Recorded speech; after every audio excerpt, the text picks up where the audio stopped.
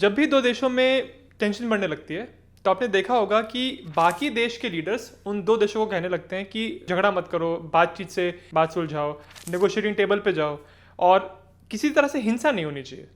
आपने देखा होगा कि जब रशिया यूक्रेन का वॉर शुरू हुआ था तब भारत का भी यही स्टैंड था कि दोनों साइड्स को हॉस्टिलिटीज बंद करनी चाहिए और बातचीत करनी चाहिए, नेगोशिएटिंग टेबल पे जाना चाहिए। अब ये नेगोशिएटिंग टेबल एक्चुअली है क्या? ये बातचीत मतलब क्या होता है? सीधी भाषा में कहा जाए तो ये जो दो पार्टीज हैं जिनमें टेंशन चल रही है, उन दोनों पार्टीज के मंत्री, डिप्लोमैट्स, कुछ लीडर्स कहीं एक जगह जाके मिलेंगे और आपस में जो उनकी कंप्लेंट्स हैं, जो ग्रीवेंसेस हैं एक दूसरे के प्रति, वो बताएंगे। जनरली ऐसे नेगोशिएशंस में एक मीडिएटर भी होता है जो कि एक थर्ड पार्टी होता है और एक तरह से अनबायस्ड होता है, मतलब वो दोनों साइड को बराबरी से सुनेगा, किसी की भी साइड नहीं लेगा। जब आप अंतरराष्ट्रीय स्तर पे किसी ऐसे नेगोशिएशन में जाते हो तो एक बात ध्यान रखनी होती है कि जैसे आपको कंप्लेंट है किसी दूसरी पार्टी से, वैसे उसको भी आपसे कंप्लेंट है।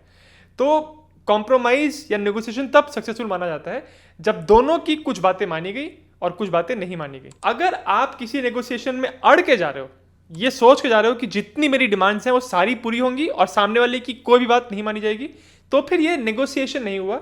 ये तो वही बात हो गई कि जो आपने कहा वही मान लिया गया। नेगोशिएशंस और कॉम्प्रोमाइज एक इंसानी प्रवृत्ति का हिस्सा होते हैं। ये इंटरनेशनल लेवल पे होते हैं, नेशनल लेवल पे होते हैं, आप कहीं काम करते हैं, आपकी कंपनी पे लेवल पे होगा, इनफैक्ट हमारे घरों में भी पर्सनल लेवल पे भी आपको नेगोशिएशंस करने पड़ते हैं। आज की वीडियो में मैं आपको एक ऐसी रियल घटना के बारे में बताना चाहता हूं जिससे ये प्रूव होगा, जिससे ये दिखेगा कि अगर आप किसी नेगोशिएटिंग टेबल पे ये सोच के जा रहे हो, अड़ के जा रहे हो कि मैं अपनी सारी डिमांड्स बनवाऊंगा, नहीं तो नेगोशिएशन कंप्लीट नहीं होगा, अगर इस एटीट्यूड से जा रहे हो तो इसका परिणाम कितना भयानक हो सकता है। इतना भयानक परिणाम कि यूरोप के अंदर एक वॉर हो जाए और उस वॉर में लाखों करोड़ों लोग मर जाएं, भारत के भी लोग मरे, और वो इसलिए क्योंकि एक इंसान अड़ गया था कि मेरी जितनी डिमांड्स हैं वो सारी पूरी होंगी। ये इंसान कौन था, इसकी डिमांड्स क्या थी, इन सारी चीजों के बारे में इस वीडियो में हम बात करेंगे। कहानी शुरू होती है एक कोटेशन से। ये कोटेशन कहा था एक महान जर्मन राजनेता जिनका नाम था ऑटो वॉन बिस्मार्क। इन्होंने कहा था, if a general war begins it will be because of some damn fool thing in the Balkans. Hindi में इसका मतलब ये बना कि अगर यूरोप में कोई बड़ी लड़ाई होती है, कोई जनरल वॉर होता है, तो वो सिर्फ और सिर्फ बाल्कन्स के रीजन में किसी बेवकूफी की वजह से होगी। तो बिस्मार्क ने ऐसा क्यों कहा और इस कोट का मतलब क्या है? देखिए, आज जहां पे जर्मनी है, 1871 के पहले तक वहां पे जर्मनी जैसा कोई देश नहीं था। वहां पे छोटे छोटे या अलग अलग राज्य थे।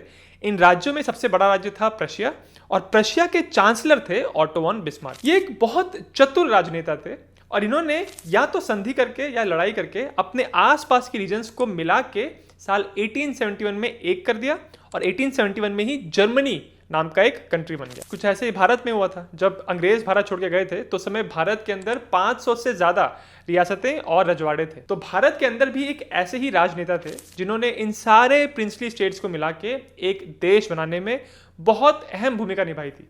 इनको एक्चुअली भारत का बिस्मार्क कहते हैं। अगर आपको इनका नाम पता है तो मुझे कमेंट्स में बताना। जर्मनी के एकीकरण या यूनिफिकेशन की भी एक बहुत ही रोचक कहानी है। इसके बारे में मैंने डिटेल में वीडियो बनाया है, लिंक डिस्क्रिप्शन में। तो 1871 में ये सारा जो एकीकरण है, यूनिफिकेशन, ये कंप्लीट हो गया और एक जर्मनी नाम का देश बन गया। पर इसके जस्ट पहले प्रशिया, जो बाद में जर्मनी बना, प्रशिया और फ्रांस के बीच में एक लड़ाई हुई थी जिसको the Franco Prussian war of 1870 कहते हैं। इस लड़ाई में प्रशिया की जीत हुई और फ्रांस को एल्सेस लोरेन का रीजन जो है, जो फ्रांस के लिए बहुत ही एक डियर रीजन है, बहुत इंपॉर्टेंट रीजन है, वो उनको प्रशिया को देना पड़ा। अब ये इंपॉर्टेंट इसलिए है क्योंकि एल्सेस लोरेन में बहुत सारा कोयला मिलता है। अब जो बिस्मार्क थे, जो पहले प्रशिया के चांसलर थे फिर जर्मनी के चांसलर बने, वो जानते थे कि एल्सेस लोरेन का रीजन कितना इंपॉर्टेंट है फ्रांस के लिए भी और अब जर्मनी के लिए भी, क्योंकि जर्मनी का जो एम्पायर बना रहे थे वो लोग, मिलिट्री को बड़ा कर रहे थे, इंडस्ट्रियलाइजेशन कर रहे थे, उस सब के लिए उनको उसी कोयले की जरूरत थी और ये कोयला फ्रांस के लिए भी इंपॉर्टेंट है और जर्मनी के लिए भी। तो बिस्मार्क को इस बात का एहसास था कि किसी एरिया को उन्होंने फ्रांस से ले तो लिया है पर उसको सुरक्षित रखना, उसको प्रोटेक्ट रखना एक अलग चुनौती हो सकती है। तो बिस्मार्क, जैसे मैंने कहा, बहुत चतुर थे और उन्होंने एक ऐसी स्ट्रैटेजी बनाई कि यूरोप के अंदर फ्रांस को अलग कर दिया जाए और बाकी सारे देशों के साथ एक मिलिट्री अलायंस बना लिया जाए ताकि अगर कभी लड़ाई होती है तो जर्मनी के पास ये एल्सेस लोरेन का रीजन बना रहेगा और फ्रांस जर्मनी को हरा नहीं पाएगा। इसी वजह से बिस्मार्क ने बहुत सारी इंटरलॉकिंग अलायंसेस किए जिसमें उन्होंने पहले ऑस्ट्रिया हंगरी एम्पायर को अपने साथ मिलाया और फिर रशियन एम्पायर के साथ भी एक संधि कर ली थी। अब इंटरेस्टिंग बात देखिए, बिस्मार्क 1871 में जर्मनी के चांसलर बने थे और 1871 से लेके 1890 तक यानी कि 19 साल तक वो जर्मनी के चांसलर बने रहे। जब वो 1871 में चांसलर बने थे उस समय जर्मनी के एम्परर थे काइजर विलियम द फर्स्ट, और काइजर विलियम द फर्स्ट और बिस्मार्क के बीच में रिलेशंस काफ़ी अच्छे थे, इनमें काफ़ी बनती थी। जब इनकी मृत्यु हुई तो इनके बाद जो जर्मनी के राजा बने वो सिर्फ 99 डेज तक ही राजा रह पाए थे, फिर उनकी एक बीमारी से मौत हो गई थी। उनके बाद जो राजा बने जर्मनी के वो थे काइजर विलियम द सेकेंड। अब इनकी और बिस्मार्क की नहीं बनती थी, तो इनमें जो टेंशन्स थी, इन टेंशन्स के चलते फिर 1890 में बिस्मार्क को रिटायर होना पड़ा। और जब वो रिटायर हुए उसके बाद यूरोप में फिर टेंशन बढ़नी शुरू हो गई, क्योंकि पहले जर्मनी और रशियन अंपायर के बीच में एक संधि होकर रखी थी, पर जब 1890 में बिस्मार्क रिटायर हुए उसके बाद जर्मनी और रशियन अंपायर के बीच में जो संधि थी उसको रिन्यू नहीं किया गया।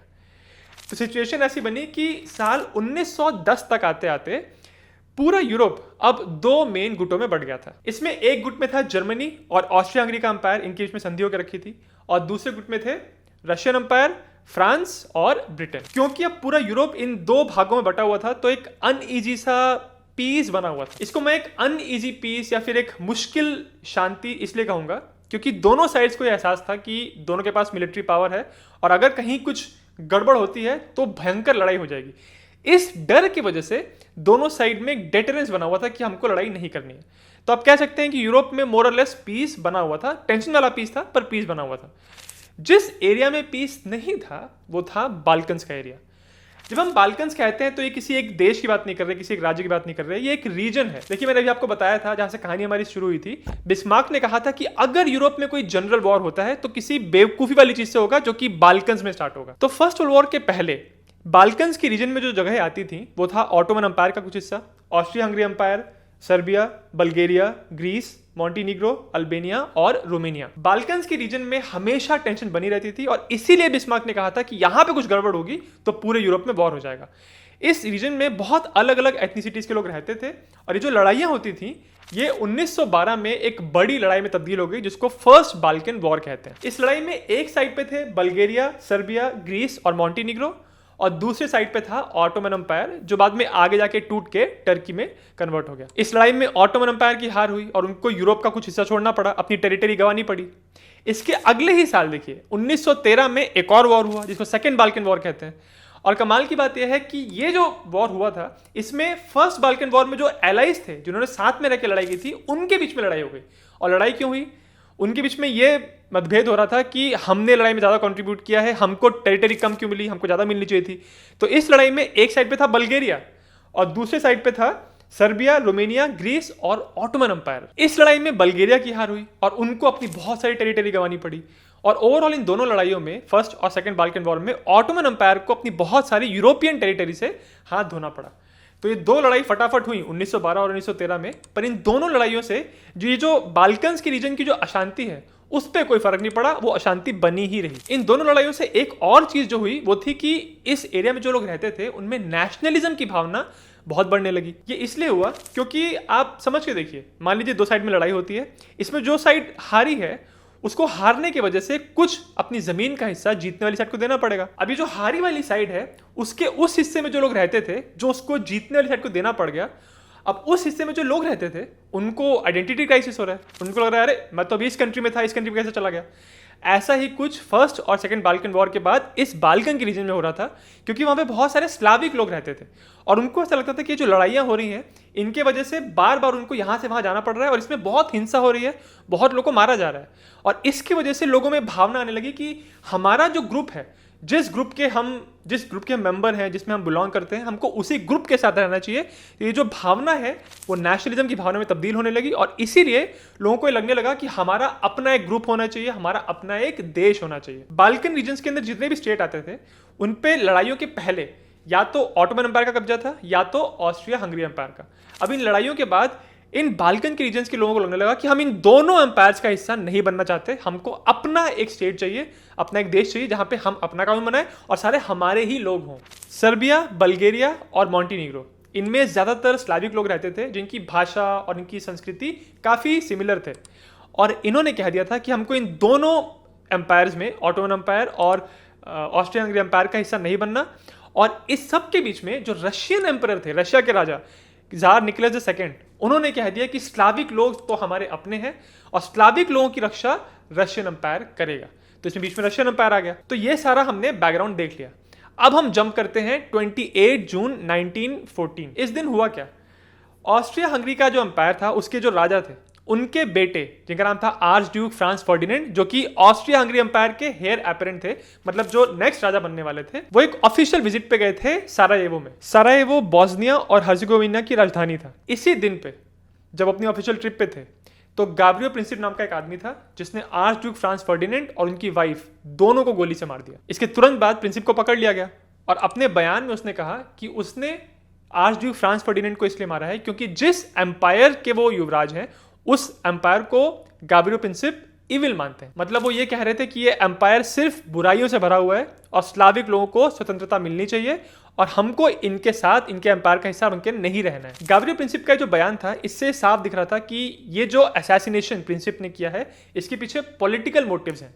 और इस बात का सबसे ज्यादा फायदा जिस व्यक्ति ने उठाया, वो हमारी कहानी का इस समय सेंट्रल कैरेक्टर है। ये थे ऑस्ट्रिया हंगरी एम्पायर के foreign minister count Leopold von Berchtold. Berchtold इस बात को देख रहे थे कि ऑस्ट्रिया हंगरी एम्पायर के अंदर बहुत सारे स्लाविक लोग रहते हैं और ये बार बार कोशिश करते हैं कि हम ऑस्ट्रिया हंगरी एम्पायर से अलग हो जाएं और अपना देश बनाएं। अब जब गाब्रियो प्रिंसिप ने आर्च ड्यूक फ्रांस फर्डिनेंड को मार दिया, तो बर्चटोल्ड को एक बहाना मिल गया, एक मौका मिल गया कि अब हम स्लाविक लोगों में से किसी एक देश पे हमला करेंगे, उसको एक बार में जल्दी से हरा देंगे। उसके बाद जितने भी ऑस्ट्रिया हंगरी एम्पायर के अंदर स्लाविक लोग रहते हैं, जो बार बार ये उछल रहे हैं कि हमको अपना देश चाहिए, उन सबको एक बार में हम शांत कर देंगे अगर हमने सर्बिया को हमला करके उनको हरा दिया। अब वो सर्बिया पे हमला करने की बात क्यों कर रहे थे? वो इसलिए क्योंकि गाब्रियो प्रिंसिप, जिसने आर्च ड्यूक फ्रांस फर्डिनेंड को मारा था, वो एक सर्बियन नेशनल था और सर्बिया उस समय एक इंडिपेंडेंट कंट्री था। अब देखिए, यहाँ पे एक बहुत जरूरी बात है। अगर किसी एक देश का नागरिक किसी दूसरे देश के किसी इंपॉर्टेंट राजनेता का असैसिनेशन करता है, तो वो जिस देश का नागरिक है, ये एक बात है, और उसने मर्डर कैसे किया, क्यों किया, ये एक दूसरी बात है। अक्सर बहुत सारे केसेस में जिस देश के राजनेता का असैसिनेशन हुआ होता है, उस देश के बहुत लोग ये कहने की कोशिश करते हैं कि ये जो मर्डरर था, जिस देश का था, उस देश ने ये मर्डर करवाया है। तो जरूरी नहीं है कि जिस देश का वो नागरिक है, उस देश ने ऑफिशियली इससे मर्डर करवाया है। गाब्रियो प्रिंसिप जिसने मर्डर किया था, वो एक सर्बियन नेशनल था। ये बात ठीक है कि वो सर्बिया का था, पर सर्बिया में वो एक ग्रुप का हिस्सा था जिस ग्रुप का नाम था ब्लैक हैंड, और इसी ग्रुप ने प्रिंसिप और उनके बहुत सारे साथियों को ट्रेन किया था, तैयार किया था इस असैसिनेशन के लिए। कमाल की बात यह है कि सर्बिया की गवर्नमेंट ये कह रही थी कि उनका इस ब्लैक हैंड ग्रुप से कोई लेना देना नहीं है, वो उसको डिसअवाउ कर चुके हैं। इनफैक्ट वो गवर्नमेंट खुद इस ग्रुप से बहुत परेशान थी। अब क्या बर्चटोल्ड सच में मानते थे कि प्रिंसिप को गवर्नमेंट ने तैयार किया सर्बिया की, या क्या वो इस बात का फायदा उठा रहे थे कि इस हमले की वजह से, इस मर्डर की वजह से वो सर्बिया पे हमला कर सकते हैं और उस हमले में जब वो जीत जाएंगे तो जितने भी ऑस्ट्रिया हंगरी एम्पायर के अंदर स्लाविक लोग रहते हैं, वो अलग होने की बात नहीं करेंगे, हमारे एम्पायर को तोड़ने की बात नहीं करेंगे। ये एग्जैक्टली पता कर पाना तो इम्पॉसिबल है, पर आज जनरली हिस्टोरियंस के बीच में ये एक कंसेंसस बना हुआ है कि इस घटना को बर्चटोल्ड एक बहाना बना के यूज कर रहे थे सर्बिया से हमला करने के लिए। और क्यों ये कंसेंसस बना है, इसके बारे में आगे बात करते हैं। 28 जून को फ्रांस फर्डिनेंड का असैसिनेशन हुआ था।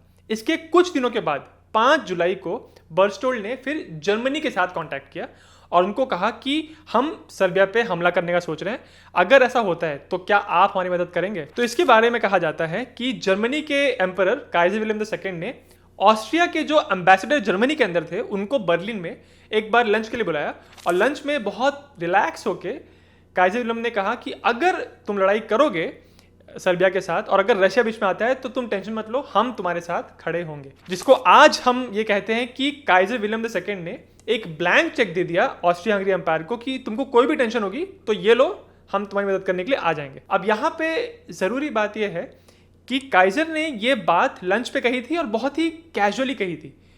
इस बात को माना जाता है कि ये कोई डिप्लोमेटिक डिसीजन नहीं था, बहुत विचार विमर्श करके नहीं कहा था, बस एक कह दिया था और एक तरह से ब्लैंक चेक दे दिया था। अब ऐसा उन्होंने क्यों किया, इसके पीछे ये कारण बताया जाता है कि काइजर को ऐसा लग रहा था कि ऑस्ट्रिया हंगरी एम्पायर जो उनको शिकायत है सर्बिया से, उन शिकायतों को लेके अपनी कुछ शर्तें जब वो सर्बिया के पास भेजेंगे तो सर्बिया एक छोटा देश है, वो उन शर्तों को मान ही लेगा और इसकी वजह से लड़ाई होगी ही नहीं। इस वजह से काइजर ने कहा था कि अगर लड़ाई होती है तो हम आपका साथ देंगे, क्योंकि उनको लग ही नहीं रहा था कि लड़ाई होगी। तो 23 जुलाई को बर्स्टोल ने ऑस्ट्रिया हंगरी एम्पायर की तरफ से सर्बिया के पास एक अल्टीमेटम भेजा जिसमें 10 अलग अलग डिमांड्स थी। ये डिमांड्स अभी आपको स्क्रीन पे दिख रही होंगी। इसमें से कुछ डिमांड्स तो इस बात से कनेक्टेड थी कि जो आर्च ड्यूक फ्रांस फर्डिनेंड का मर्डर हुआ है उसके ऊपर अच्छे से छानबीन होनी चाहिए, और कुछ डिमांड्स इस बारे में थी कि सर्बिया के अंदर जो एंटी ऑस्ट्रिया हंगरी एम्पायर का जो प्रोपेगेंडा चल रहा है उस पर बंद होना चाहिए। कुछ ऑर्गेनाइजेशंस ऐसे हैं जो ऑस्ट्रिया हंगरी को बहुत क्रिटिसाइज करते हैं, उनको बंद होना चाहिए। कुछ मिलिट्री के लोग हैं सर्बिया के अंदर, वो हमको पसंद नहीं करते, उनको सबको खारिज करो। तो ऐसे बहुत सारी डिमांड्स थी। जब ये अल्टीमेटम सर्बिया को मिला तो जो सर्बिया के प्रीमियर थे, जो उनके बहुत बड़े लीडर थे, उन्होंने फिर रशिया को कांटेक्ट किया और उन्होंने कहा कि देखो भाई, हमारे पास ऐसे एक अल्टीमेटम आ गया है और ये इतनी डिमांड्स कर रहे हैं, अब आप बताइए कि हम क्या करें इसमें। तो रशिया की अथॉरिटीज़ ने कहा कि अगर आप पे हमला होता है तो हम आपके साथ खड़े हुए हैं, परंतु आपको इन डिमांड्स को सीधे से नकारना नहीं है। आप इनसे सुलह करने की कोशिश करो, कॉम्प्रोमाइज़ करो, और वो सारी डिमांड्स मान लो जिन डिमांड्स में आपकी सोवरेनिटी कॉम्प्रोमाइज नहीं हो रही है, यानी आपके देश का अस्तित्व अगर वो खतरे में नहीं आ रहा है तो इनकी डिमांड्स को आप मान लो। ऐसा रशियंस ने फिर सर्बिया की गवर्नमेंट को कहा। तो ऑस्ट्रिया हंगरी के बर्स्टोल ने इनको अल्टीमेटम के साथ 48 घंटे दिए थे जवाब देने के लिए। 48 घंटे खत्म होने से पहले सर्बिया की गवर्नमेंट ने रिप्लाई कर दिया, और रिप्लाई में उन्होंने कहा कि वो ऑलमोस्ट सारी डिमांड्स मानने के लिए तैयार थे। ऑलमोस्ट 9 डिमांड तो उन्होंने पूरी पूरी मान ली थी। जिस एक डिमांड को सर्बियन गवर्नमेंट नहीं मान रही थी वो ये थी कि ऑस्ट्रिया हंगरी कह रहे थे कि ये जो असैसिनेशन हुआ है हमारे युवराज का, उसकी छानबीन करने के लिए हमारे लोग जाएंगे और वो पूरी डिटेल में छानबीन करेंगे, और जो जो चीज़ वो करना चाहते हैं सर्बिया के अंदर, गवर्नमेंट के अंदर, वो उनको करने की परमिशन मिलेगी, आप उनको रोकेंगे नहीं।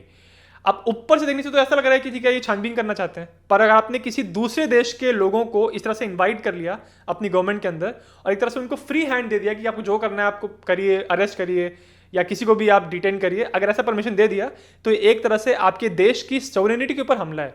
और इस चीज़ को सर्बिया की गवर्नमेंट ने कहा कि इस डिमांड को हम नहीं मान सकते। बाकी सारी डिमांड वो मान गए। उन्होंने कह दिया कि ठीक है, मिलिट्री के जो लोग आप चाहते हैं कि आपके खिलाफ बात कर रहे हैं उनका नाम हमको बताइए, हमको बाहर निकाल देंगे। आप ये कहिए कि हमारे कुछ देश के लोग इन्वॉल्व हैं, उनका नाम आपको बताइए, हम आपको उनको दे देंगे। आप हमको बताइए कि हमारे देश के ऐसे कौन से पार्टीज हैं, कौन से ऑर्गेनाइजेशन हैं जो आपके बारे में प्रोपेगेंडा फैला रहे हैं, हम उनको भी बंद करवा देंगे। जो भी आपको चाहिए आप दे देंगे, पर ये एक डिमांड हम नहीं मानेंगे। अब यहां मैं वही कहूंगा जो मैंने वीडियो के स्टार्टिंग में कहा था। जब आप नेगोशिएटिंग टेबल पे जाते हैं, आप एक रूम में जाते हैं जहां पे आपको किसी दूसरे देश के साथ शिकायत है और अपनी डिमांड्स, अपनी शिकायतें आप रखते हो, तो ये बहुत मुश्किल है कि आपकी सारी डिमांड्स मान ली जाएंगी। कुछ ऐसी डिमांड्स होंगी जो नहीं मानी जाएंगी, और इसी को कॉम्प्रोमाइज कहते हैं। मतलब कुछ नुकसान आप करिए अपना और कुछ नुकसान सामने वाला करेगा। इस केस में तो ऑलमोस्ट 9 डिमांड सर्बिया की गवर्नमेंट ने मान ली थी, पर ये जो एक डिमांड वो नहीं मान रहे थे, इसके बेसिस पे बर्स्टोल ने कहा कि नहीं, आपने 10 डिमांड नहीं मानी है, हम तो भाई आप पे वॉर डिक्लेयर करेंगे। और सुनिए, ये जो जुलाई में इतनी टेंशन चल रही थी आखिरी के दिनों में, जुलाई के महीने में, इसको जुलाई क्राइसिस कहते हैं।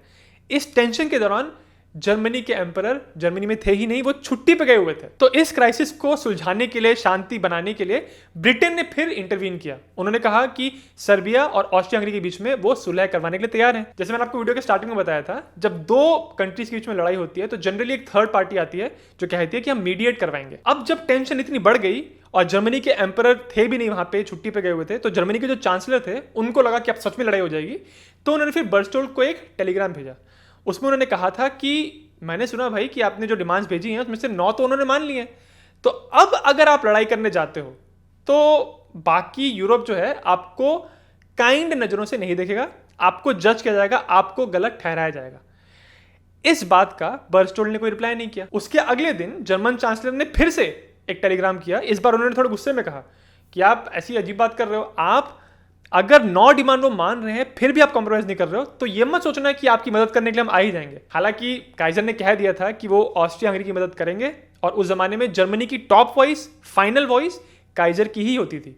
तो ये तो तय था कि जर्मनी मदद करेगी ऑस्ट्रिया हंगरी की। पर इस बात से दिखाई पड़ता है कि जर्मनी की पॉलिटिकल लीडरशिप भी इस बात से बहुत चिंतित थी कि कैसे बर्स्टोल लड़ाई पे बिल्कुल उतारू हो चुके हैं। दूसरी तरफ जो ब्रिटेन के फॉरेन मिनिस्टर थे, उन्होंने आके कहा था कि भाई हम सुलह करवाते हैं, मीडिएट करते हैं। उस बात पे फिर जर्मन्स नाराज हो गए। उन्होंने कहा था कि आप बीच के इतने साहू मत बनो, आप अगर अपनी जगह पे रहोगे, आप इसमें बीच में टांग नहीं अड़ाओगे, तो हम जब लड़ाई करेंगे तो फ्रांस की किसी टेरिटरी को हम टच नहीं करेंगे। तो एक तरह से वो ब्रिटेन को धमका रहे थे और इस बात से फिर ब्रिटेन नाराज हुआ। उनके फॉरेन मिनिस्टर को लगा कि ये तो हमारी बेइज्जती कर रहे हैं। 30 जुलाई को रशियन एम्परर जार निकोलस ने अपनी आर्मी को मोबिलाइजेशन का ऑर्डर दे दिया। उसी टाइम पे जर्मन चांसलर ने रशियंस को मैसेज भेजा कि अगर आपने अपनी आर्मी को मोबिलाइज करवाया तो इस बात को हम वॉर का डिक्लेरेशन मानेंगे। और वहां दूसरी तरफ रशियन एम्परर ने अपनी फौज को मोबिलाइज करवा दिया था। फिर इसके जवाब में जर्मनी की गवर्नमेंट ने अपनी नेवी को नॉर्थ सी पे एक वॉर फुटिंग में डाल दिया। जब ये ब्रिटेन ने देखा तो वहां के विंस्टन चर्चिल जो कि फर्स्ट सी लॉर्ड थे, उन्होंने ब्रिटेन की ग्रैंड फ्लीट को मोबिलाइज कर दिया। अच्छा, इस टाइम पे जब मोबिलाइजेशन हो रहा था, सब एक दूसरे के खिलाफ एक्शन ले रहे थे, उस टाइम पे जो ओरिजिनल दो पार्टीज थी, ऑस्ट्रिया हंगरी एम्पायर और सर्बिया, इनमें लड़ाई ऑलरेडी शुरू हो चुकी थी। 29 जुलाई को ऑस्ट्रिया की गनबोट्स ने सर्बिया की कैपिटल बेलग्रेड पे बमबारी करना शुरू कर दिया था ऑलरेडी। उसी टाइम पे जर्मन आर्मी के चीफ ऑफ स्टाफ, जिनका नाम था हेलमट वॉन मोल्टके, जब उन्होंने देखा कि रशियन एम्परर ने अपनी आर्मी को मोबिलाइज कर दिया है, तो इसके जवाब में उन्होंने देखिए ऑस्ट्रिया हंगरी के चीफ ऑफ स्टाफ, आर्मी के चीफ ऑफ स्टाफ से कहा कि आप अपनी आर्मी को रशियंस के अगेंस्ट मोबिलाइज कर दीजिए। और ऑस्ट्रिया हंगरी के आर्मी के चीफ ऑफ स्टाफ ने मोबिलाइज कर दिया। अब देखिए यहाँ पे दो बड़ी गलतियां हुई। हेलमट वॉन मोल्टके जो कि जर्मनी के आर्मी के चीफ थे, वो गवर्नमेंट के कोई लीडर नहीं थे। उन्होंने बिना गवर्नमेंट से पूछे ऑस्ट्रिया हंगरी के आर्मी के चीफ को मैसेज भेजा और ऑस्ट्रिया हंगरी के आर्मी के चीफ ने भी बिना गवर्नमेंट से सलाह मशवरा किया अपने बस जर्मनी के चीफ के ऑर्डर पे अपनी आर्मी को मोबिलाइज करवा दिया। और इसी की वजह से जो बर्स्टोल्ड सोच रहे थे कि वो जल्दी से सर्बिया को हरा देंगे, एक लोकल लड़ाई करेंगे, क्विक और शार्प वॉर करेंगे, ऐसा कुछ नहीं हुआ। एक झटके में ये लड़ाई पूरे यूरोप को अपने अंदर ले गई। ये सब होने के कुछ सालों पहले जर्मनी के एक महान मिलिट्री प्लानर ने एक प्लान बनाया था कि अगर यूरोप में एक जनरल वॉर होता है तो जर्मनी को 2 फ्रंट वॉर करना पड़ेगा, जहां पे एक साइड पे वो फ्रांस से लड़ाई कर रहा होगा और एक साइड पे रशियन एम्पायर से। तो उनका प्लान ऐसा था कि पहला और इमीडिएट डेंजर जो है वो फ्रांस है। फ्रांस को 6 हफ्तों में हरा देंगे, पेरिस पे कब्जा कर लेंगे, उसके बाद सारा मोबिलाइजेशन करेंगे रशियन एम्पायर की तरफ और उसके बाद उनको हराएंगे। और जब तक 6 हफ्तों में वो फ्रांस को हरा रहे हैं, उस टाइम तक वो ईस्टर्न फ्रंट पे रशियन एम्पायर के साथ सिर्फ एक डिफेंसिव लड़ाई करेंगे, ऑफेंसिव पे नहीं जाएंगे। श्लिफन प्लान के अंतर्गत वो फ्रांस के अंदर एक ग्रेट व्हील मनूवर करने वाले थे, जिससे वो फ्रेंच आर्मी के फ्लैंक्स और रियर पे एक साथ हमला कर सके। पेपर पे ये प्लान बहुत अच्छा था, टैक्टिकली ग्राउंड पे ये प्लान बहुत अच्छा था, पर स्ट्रेटेजिकली इसमें एक बहुत बड़ा चैलेंज था। ये जो ग्रेट व्हील मनूवर था, इसमें जर्मन फोर्सेस को बेल्जियम के थ्रू होकर गुजरना था और बेल्जियम एक न्यूट्रल कंट्री था जिसका ब्रिटेन के साथ एक अलायंस होकर रखा था। तो श्लिफन प्लान के मुताबिक अगर वो बेल्जियम को इन्वेड करते तो ब्रिटेन भी इस वॉर में आ जाता। अब श्लिफन प्लान में ब्रिटेन के वॉर में घुसने को भी इंक्लूड किया गया था, यानी वो जानते थे कि ब्रिटेन भी इन्वॉल्व होगा। पर इस प्लान में ये एजम्पशन था कि हम 6 हफ्ते में अगर फ्रांस को हरा देंगे, पेरिस पे कब्जा कर लेंगे, उतने टाइम में ब्रिटेन अपनी आर्मी को इतनी संख्या में मोबिलाइज नहीं कर पाएगा कि हमको यहां पे रोक पाए। इसी वजह से जब actually first world war start हुआ और श्लिफन प्लान को प्रैक्टिस में लाया गया, तो शुरुआत के पहले महीने में जर्मन आर्मी का परफॉर्मेंस बहुत ही अच्छा था। बहुत तेजी से बेल्जियम को इन्वेड करते हुए वो फ्रांस के अंदर घुस गए। पर फ्रांस में आके जब वो मान नदी के पास पहुंचे, तब वहां पे फ्रेंच आर्मी ने उनको रोक लिया और यहां पे हुआ था the first battle of the मान। और इसी के बाद फिर जर्मन आर्मी ने अपने गड्ढे वहां पे खोद लिए, फिर उसके जवाब में फ्रेंच आर्मी ने गड्ढे खोद लिए और यहां पे जो ट्रेंचेस खुद गए, वो ट्रेंच वॉरफेयर फिर वेस्टर्न फ्रंट पे 4 साल तक चला था। श्लिफन प्लान में एग्जैक्टली क्या क्या प्रावधान थे और फिर फर्स्ट बैटल ऑफ मान में क्या हुआ और पूरे फर्स्ट वर्ल्ड वॉर में क्या क्या घटनाएं घटी, जो मेरे चैनल के रेगुलर व्यूअर्स हैं वो तो जानते हैं कि मैंने फर्स्ट वर्ल्ड वॉर की एक डिटेल प्लेलिस्ट बना के रखी है। उस प्लेलिस्ट का लिंक इस वीडियो के डिस्क्रिप्शन में, आप वहां जाके देख सकते हैं। आपको पूरा समझ में आ जाएगा कि फर्स्ट वर्ल्ड वॉर में क्या क्या घटनाएं कैसे कैसे हुई थी और इसका खात्मा कैसे हुआ था। अगर बर्स्टोल्ड की हम बात करें, जो कि ऑस्ट्रिया हंगरी एम्पायर के फॉरेन मिनिस्टर थे और कहा जाता है कि इनका बहुत बड़ा रोल था इस वॉर को स्टार्ट करवाने में। इनकी मृत्यु हुई थी साल 1942 में। इनकी तबीयत खराब हो गई थी और उसके कुछ समय बाद इनकी मौत हो गई। अगर ये उस समय उस कॉम्प्रोमाइज को मान लेते, जो ऑलमोस्ट 9 डिमांड सर्बियन गवर्नमेंट ने मान ली थी, उन बातों को मान लेते और ये लड़ाई नहीं करवाते, तो शायद हो सकता है कि जो इतने सारे लोगों की जान गई, लगभग 1.5 करोड़ लोगों की इस लड़ाई में जान गई थी, इससे कहीं ज़्यादा लोग घायल हुए थे, ये सब कुछ नहीं होता, इतना इंफ्रास्ट्रक्चर डैमेज नहीं होता, फ्रांस और जर्मनी की इतनी बुरी हालत नहीं होती अगर ये कॉम्प्रोमाइज हो गया होता। पर यहाँ पे मैं आपसे पूछना चाहता हूँ, आप सोच के देखिए, मान लीजिए आप बर्स्टोल्ड की जगह पे होते, यानी आप एक अच्छे खासे एम्पायर के फॉरेन मिनिस्टर हो, आपके पास काफ़ी ताकत है और आप देख रहे हो कि एक छोटा देश है जो आपको इस तरह से परेशान कर रहा है और उस देश में कुछ ऐसे लोग हैं जो चाहते हैं कि आपका एम्पायर टूट जाए। और आपको पता है कि यूरोप इस समय एकदम दो भागों में बटा हुआ है, सारे मिलिट्री अलायंसेज हैं। तो क्या आप, जो सर्बियन गवर्नमेंट उस 9 डिमांड्स को मानने के लिए तैयार थी, क्या आप उस बात पे कॉम्प्रोमाइज कर लेते, या फिर आप भी वही करते जो बर्चोल ने किया, आप भी कहते नहीं सारी डिमांड्स मानी जाएंगी नहीं तो लड़ाई होगी? आप एग्जैक्टली क्या करते? ऑब्वियसली यहाँ पे कहना बहुत आसान है कि मैं तो 9 डिमांड्स मान लेता, मैं लड़ाई नहीं करवाता। पर यहाँ पे एक बात बहुत जरूरी याद रखना, हाइंडसाइट में कोई फैसला करना, कोई ओपिनियन देना बहुत आसान होता है, क्योंकि आपको पता है कि क्या क्या हुआ बाद में। मैं आपको कह रहा हूं कि अपने आप को उस समय पे उस सिचुएशन में रख के देखिए। क्या आपको लगता है कि एक छोटा सा कंट्री है और हम एक पावरफुल आर्मी है हमारे पास, हम इनको तुरंत हरा देंगे और शायद से बाकी देश इसमें इन्वॉल्व ना हो? क्या आपकी उस समय सोच होती? मैं बहुत जिज्ञासु हूं जानने के लिए, मुझे कमेंट्स में जरूर बताइए। और अगर आपको वीडियो अच्छा लगा तो मेरे चैनल जिज्ञासियम को सब्सक्राइब जरूर करें।